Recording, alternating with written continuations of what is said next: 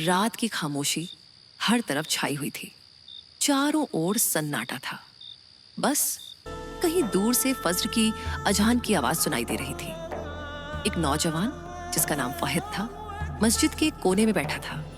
उसकी आंखों से आंसू बह रहे थे। उसने जिंदगी के हर दरवाजे पर दस्तक दी थी, मगर हर जगह से उसे मायूसी ही मिली।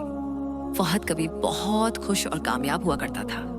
एक अच्छी नौकरी, दोस्तों की महफिल, बड़ी बड़ी उम्मीदें, सब कुछ था उसके पास। फिर वक्त बदला, कंपनी बंद हो गई, दोस्तों ने मुंह मोड़ लिया और घर वालों की आंखों में चिंता साफ दिखने लगी।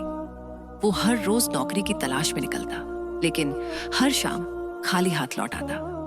एक रात उसकी माँ ने कहा, बेटा, अगर सारे रास्ते बंद हो गए हैं तो एक दरवाजा अब भी खुला है, अल्लाह का दरवाजा।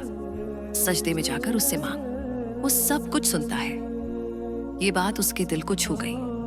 उस रात फहद पहली बार दिल से रोया। वो अकेला मस्जिद गया और सजदे में गिर पड़ा। उसकी आंखों से आंसू रुकने का नाम नहीं ले रहे थे। उसकी जुबान पर सिर्फ यही अल्फाज थे, या अल्लाह, मैं बेबस हूं, तू ही सब कुछ कर सकता है, मुझे रास्ता दिखा दे, मुझे थाम ले। ये सजदा उसकी जिंदगी का सबसे सच्चा सजदा था। दिल से निकली दुआ और दिल से उठाया यकीन। उसे उस पल ऐसा सुकून मिला जैसे किसी अनदेखी ताकत ने उसे कह दिया हो, मायूस मत हो, मैं तेरे साथ हूं।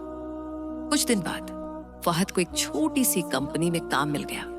तनख्वाह कम थी, लेकिन वो शुक्रगुजार था। उसने मेहनत, ईमानदारी और इज्जत से काम किया। कुछ ही महीनों में उसे तरक्की मिल गई। साल पूरा नहीं हुआ था कि वो उस कंपनी का मैनेजर बन गया।